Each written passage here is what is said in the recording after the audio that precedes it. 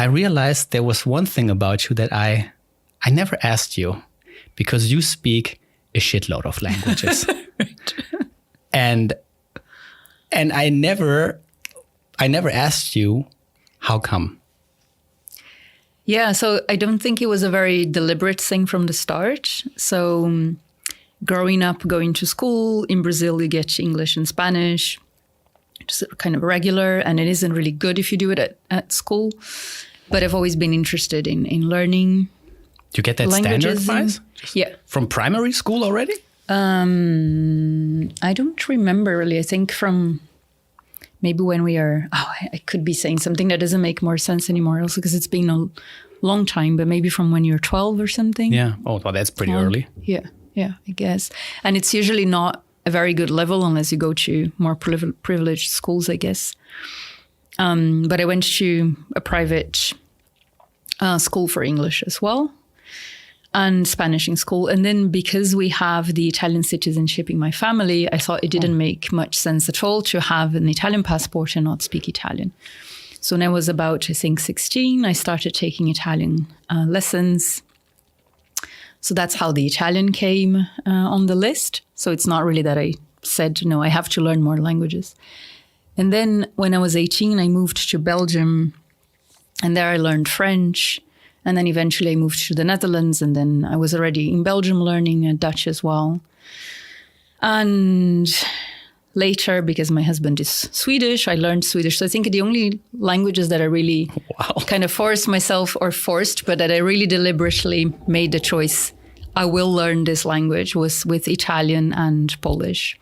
You also know Polish? Some, not anymore as I used to, but I still speak a tiny bit, and I find it really fascinating. Okay, I didn't even know you spoke Italian. I had no idea. I knew Swedish was on the list, Brazilian, of course, Portuguese. Mm-hmm. I assumed you speak Spanish, but I didn't know that either. Whoa. But you said you speak lots, but you had no idea. Well, I knew the number. The number, but not what they were. Exactly. But then it's not that impressive, right? When you realize it's, 4 of them are Romance languages. Wow, come on. And then English, Swedish, and Dutch, they are so similar anyways. And then all of us, to me, it's not impressive because these are all very, related languages. So it's not like Polish is a real challenge because vocabulary-wise, there's very little I can use from the other languages. Grammar-wise, it's quite complex. So that to me is a real challenge. These other languages, I don't really count as being something very special or something. Yeah. Well, that must be just you, because I barely know people who speak just one Roman language who be like, just adding another one is fine. That's not a challenge. Yeah. Like it is for them. But I think that's great. I noticed this as well when I was learning Dutch, that at some point I could guess my way through the vocabulary of the language, just getting a feel for, okay, this word, I have to know what this word is. I don't know what it is in Dutch. Would this be maybe German origin or English origin? And then I just got very good at figuring that out. And if nobody corrected me, I just like, I guess that was it. They probably understood me. Yeah, they understood me. And then you just keep going. That's how I brute forced my Dutch. But in a way, it's very nice, right? Because it does tell you that there are some intrinsic rules in there that you are learning implicitly, and then you're just using them yourselves, right? So at some point, you just learn that that's how words are formed. Probably there's some rule through time that, German and Dutch, once they shared that common Proto-Germanic language, and then they came about to be as they are because of some rules or some changes over time. That's probably something that you were able to pick up on and use now as well, right? So it's actually really cool. But in all honesty, I consciously have no idea what's happening. No, exactly. I'm just, to all I know, I'm just guessing my way through it. Yeah. And I just realized the likelihood of me guessing right is increasing, but the underlying mechanism, no idea.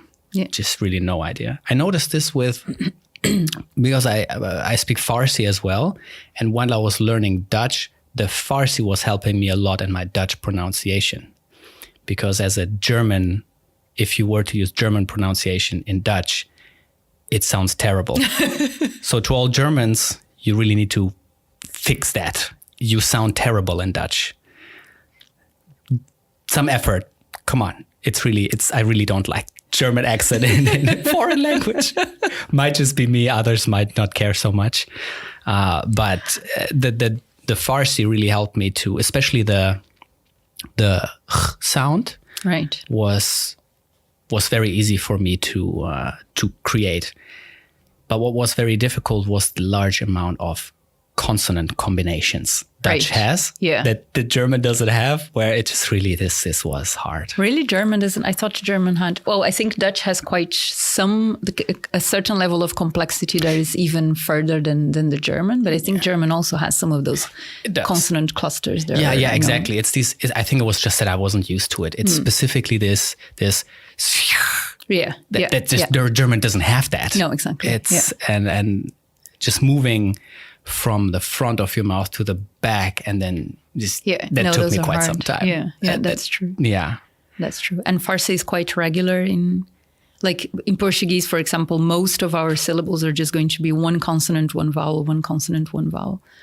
So it's very kind of simple for most of the vocabulary, and that I think.